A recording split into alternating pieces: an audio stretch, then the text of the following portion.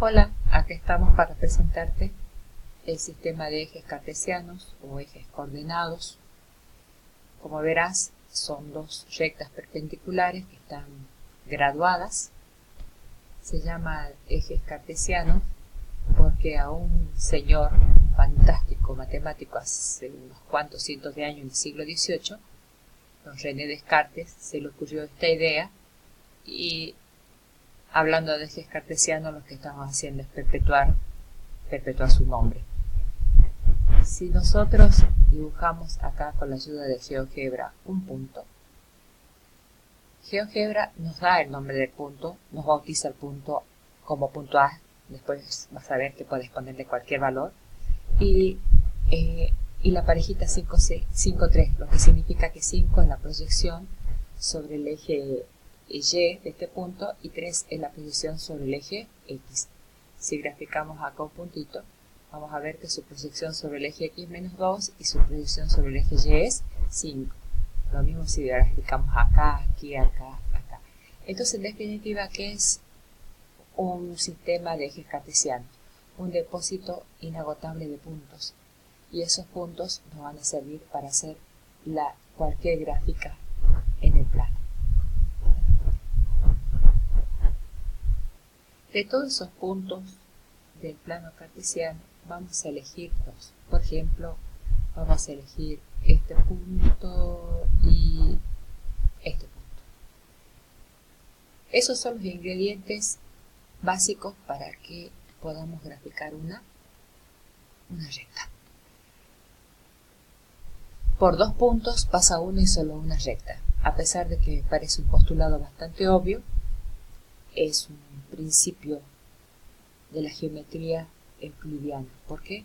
Porque eso lo dijo hace un poco más de 2300 años este señor llamado Euclides en algún lugar de Alejandría, que hoy sería más o menos Egipto.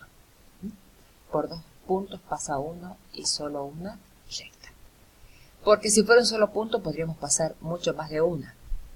Por lo tanto, para inmovilizarse y crear una recta exclusiva necesito como mínimo dos puntos. Una recta tiene ciertos rasgos particulares que la caracteriza y la hace única, y uno de esos es su ángulo de inclinación. Como ves, acá dice 20.56 minutos, es este ángulo o también este ángulo, es decir, es el ángulo que forma la recta con el semieje positivo de las X. Ese es su ángulo de inclinación. Como verás, que si la recta varía, su ángulo de inclinación también. La podemos inclusive hacer que se vaya para el otro lado y el ángulo de inclinación se hace más gordo, mayor de 90 grados. Entonces ahí tenés el ángulo de inclinación de una recta. Bien, ya sabemos entonces cómo determinar el ángulo de inclinación o dónde está el ángulo de inclinación. Este ángulo de inclinación va a generar también otra particularidad de las rectas, que es su pendiente. Ayudado por dos segmentitos, como ves acá, el segmentito G y el segmento H, GeoGebra en propiedades me da el nombre y el valor. Me está diciendo de que ese segmento vale 4.62 y que este segmento vale 7. Y si nos ponemos a ver, esto no es más que un triángulo rectángulo. Acá está el ángulo de inclinación que acabamos de discutir. Y acá tenemos un triángulo rectángulo donde G haría el papel del lado opuesto y el H del lado adyacente de este ángulo verde de inclinación. Y si nos vamos a nuestra mochila de recuerdos, el opuesto sobre el adyacente no era más que la tangente. Por lo tanto, la pendiente es precisamente la tangente del ángulo de inclinación. En este caso la pendiente sería la tangente de 33 grados 42 minutos. GeoGebra nos da la pendiente. Aquí, nos vamos acá, pendiente de esta recta colorada, y GeoGebra nos dice que es 0.66. ¿Qué representa 0.66? La tangente del ángulo de inclinación, que en este caso es 33.42. Entonces, resumiendo, el ángulo de inclinación es este ángulo, el que forma la recta con una recta paralela al eje X o con el mismo eje X. Esto, en este caso, por ejemplo, 38,66. Si sacamos la tangente de ese ángulo, nos genera otro rasgo muy importante de la recta, que es su pendiente. En este caso sería 0.8. Entonces 0.8 es la tangente de este ángulo. ¿Y qué es este ángulo? El ángulo de inclinación. Ahora, si nos vamos a este costadito de GeoGebra, GeoGebra acá nos da esta fórmula.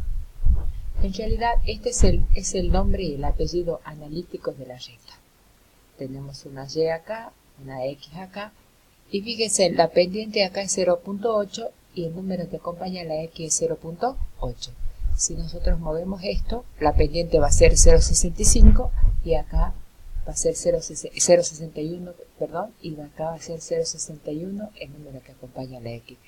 Por lo tanto, si movemos la recta, vamos a ver que este número va variando en función de la pendiente. Conclusión, el número que está de vecino de la X pegado a la X me da una información muy valiosa. Me dice que esa es la pendiente de la recta. Y si tengo la pendiente, tengo a mano otro valor bien valioso, que es el ángulo de inclinación, porque sabemos que la pendiente es la tangente. Entonces, si tenemos la tangente con la función arcotangente, podemos sacar el ángulo. Con esto terminamos una breve explicación y demostración gráfica de lo que es pendiente, de lo que es ángulo de inclinación de una recta y lo que es un sistema de ejes cartesianos. Nos vemos pronto.